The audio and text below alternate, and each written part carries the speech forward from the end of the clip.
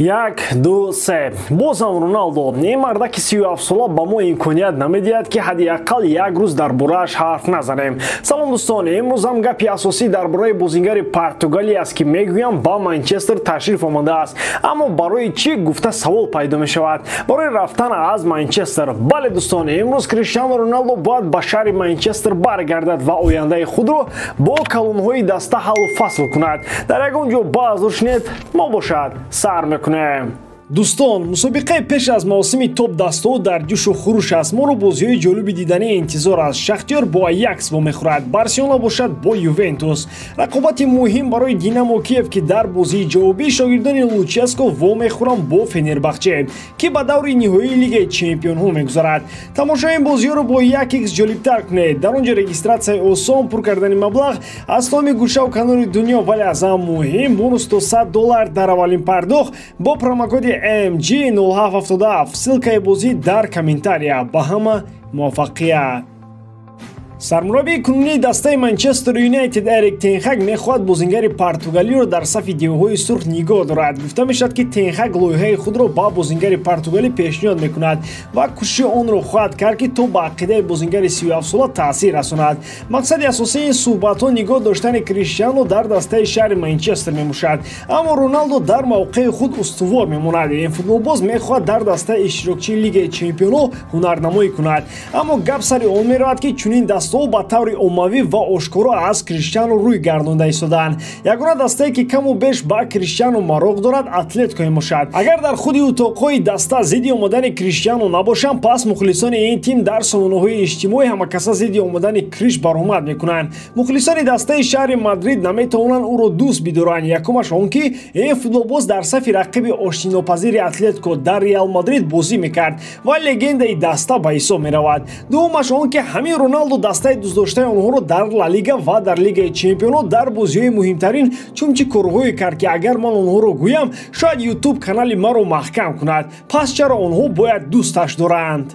رونالدو به شبهه بهترین بازیگر است، فوتبالباز نه شخصیت. اگر همین گریختن‌های بازیگر پرتغالی راست باشند، پس او از نقطه نظر انسانگری آدم خوب نیست. بله، او به دسته نو میرود، در لیگ چمپیون‌ها چندین گل دیگر میزند و از مسی فرقیت گل‌ها را زیاد میکند. فکر دارم یکی از سبب‌های خواهش بزرگ بازی در لیگ چمپیون‌ها همین است. اما کریستیانو غروب کارنامه خود را خیلی بد میکند. منتالیته غالبی که کریش دارد در همین وضعیت امروزه برعکس با او خلل وارد کرده ایستاده است. مخلصان امیو او را 10 سال انتظار بودند. بعد از ناکامی یکم دسته رو پرتفته گریختن، همه خدمت‌های رونالدو رو برای امیو با 0 برابر میکند. گزارش او با اتلتیکو او را از صف لگندهای ریال مادرید خط میزند. خلاصه کلون عین حال در پیش رونالدو انتخابی هست که از آن اندیشه‌های نسل‌های منبعد درباره او وابسته خواهد بود. роберто фирмино баъд аз омадани чанд бозингар ба дастаи ливерпул метавонад нодаркор шавад. бозигари хатти ҳуҷум дар дастаи ливерпул тибқи шартнома бояд як соли дигар бозӣ кунад. ӯ дар қатори 5 футболбози ливерпул аст ки шартномаашон то тобистони соли 2023 амал мекунад. яъне тобистони соли оянда боби метавонад бепул аз дастаи ливерпул равад. бо назардошти омадани нунес ба сафи мерсайдиё, ливерпул метавонад дар андешаи фурӯхтани фирмино бошад. айни ҳол дастаи ювентус яке аз талабгорони асосии фирмино ба ҳисоб меравад. дастаи шаҳри турин барои ҷалби бозигари бразилӣ 23 миллион евро пардохт кардани аст. ин миқдор маблағ барои баъзеҳо кам менамоянд, вале ҳайрон нашавед. якумаш ливерпул манеро бо нархи тақрибан 30 миллион фурӯхт. мебахшед, ӯ туби тиллоро нагирадам яке аз номзадони асосӣ ба ҳисоб меравад. дуввумаш ин ки дастаҳои итолиёвӣ бо арзиши секонд-хенд бозигаронро харидан дӯст медоранд. сеюмаш шартномаи фирмино ки танҳо як соли дигар муҳлат дорад. ҳама ин омилҳо дар якҷоягӣ нархи футболбози хатти ҳамларо ҳамин қадар карданд, аммо гуфта мешавад ки ювентус боз метавонад чанд миллиони дигарро ба болои ин нарх монад.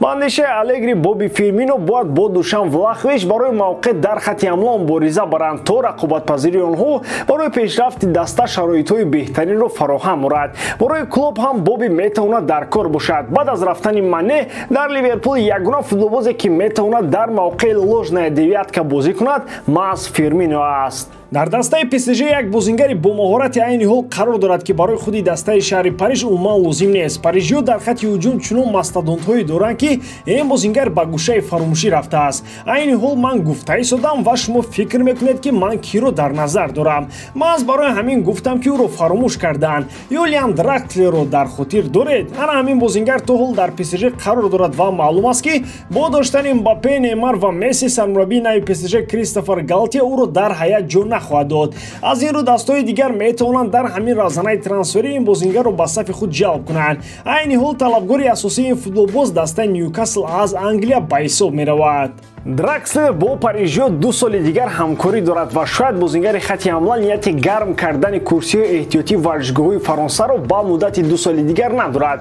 Футболбози хатти ҳамларо Парижиё метавонанд бо нархи 25 миллион евро ба фурӯш монанд. Пардохт кардани чунин миқдор маблағ барои дастаи бои кишвари Англия ҳеҷ мушкилие надорад. Ин трансфер метавонад барои ҳамаи ҷонибҳо фоиданок бошад. ПСЖ аз бозингаре ҷудо мешавад ки танҳо барои ротатсия лозим буд ва Ньюкасл бозингари сатҳи хубро ба ҳаят ҷалб мекунад.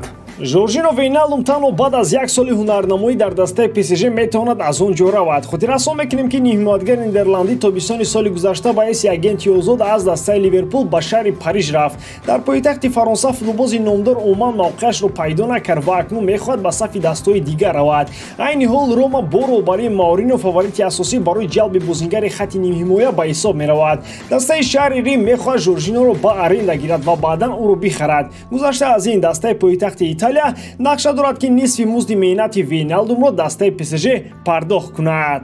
маоши Вейналдум дар як сол 9 миллион евро мебошад. Дастаи Рома дақиқан чунин музди меҳнат ба ягон футболбоз нахоҳад дод. Римиҳо Дибаларо ба 6 миллион дар як сол розӣ карданд. Гуфта мешавад ки ПСЖ ба аренда розӣ нест, онҳо мехоҳанд Вейналдумро фурӯшанд. Дастаи шаҳри Рим омода аст ки барои харидани нимҳимоятгар 15 миллионро сарф кунад, вале мушкилии асосӣ музди меҳнати Вейналдум ба ҳисоб меравад. маоши калони ӯро римиҳо чӣ гуна медиҳанд айни ҳол маълум нест. Мегӯянд ки сармураббии ПСЖ Галтие дар нақшаҳои худ Вейналдумро надорад. Агар ин нимҳимоятгар вақти бозиро дарёфт кардан хоҳад, бояд ба пеши Жозе равад. Ба ҳамин тамом, боварӣ дорам ки ҳаҷоткории ман ба шумо писанд меояд. Лайк, комментария ва дар канал обуна шуданро аз ёд набароред. Бо шумо мисли ҳар вақта Муҳаммад Гаиров. Хай бародарон, дар паноҳи Аллоҳ.